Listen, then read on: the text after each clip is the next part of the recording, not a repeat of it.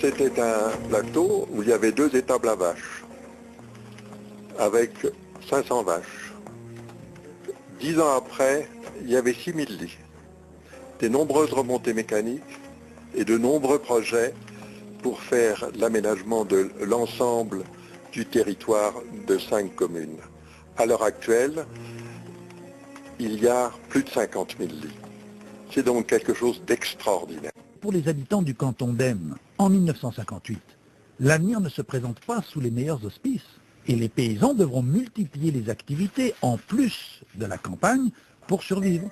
Et c'est là qu'intervient le docteur Borione, élu maire d'Aisne en mars 1959. Oui, et avec la volonté chevillée au corps de sauver la vallée de la désertification, il lance le projet fou d'une station de sport d'hiver.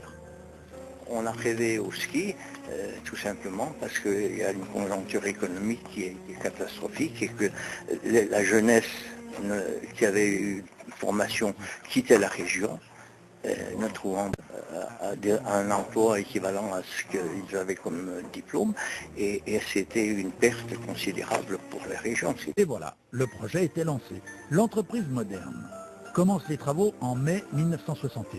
D'un côté, la route, chantier animé 24 heures sur 24, et de l'autre, les constructions sur le plateau à la station.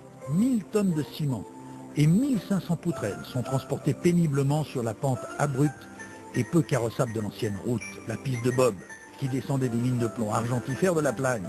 Et là-haut, la première bâtisse construite est un bâtiment en parpaing, où seront façonnés les 80 000 moellons nécessaires à la construction des hôtels Christina, les Mélèzes et les quelques chalets qu'on appellera les Isbas.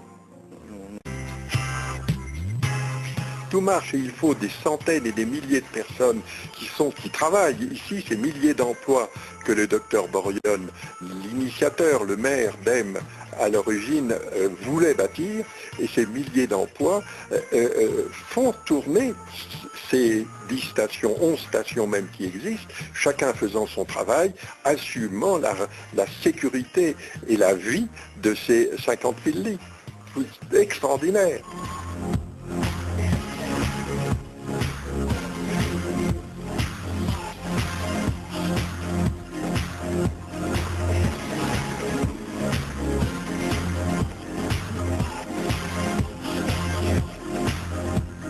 Seulement pour les Plagnards, les Macotais, les Embrun, les gens de Bellentre ou Champagny, mais pour tous les Savoyards, c'est un très bel anniversaire. Et puis c'est vrai qu'en parenthèse, c'est une station qui a beaucoup marqué parce qu'elle a été créée quelques années avant les Arcs, à peu près en même temps où on crée à l'époque Supertigne, avant les Menuires, avant Val Thorens, bien sûr, avant Valmorel, après Courchevel, bien sûr, et Méribel, mais c'est un grand moment de l'histoire de nos stations savoyardes. Le parti pris retenu à l'époque, c'est de concentrer l'habitat pour ne pas gaspiller trop d'espace.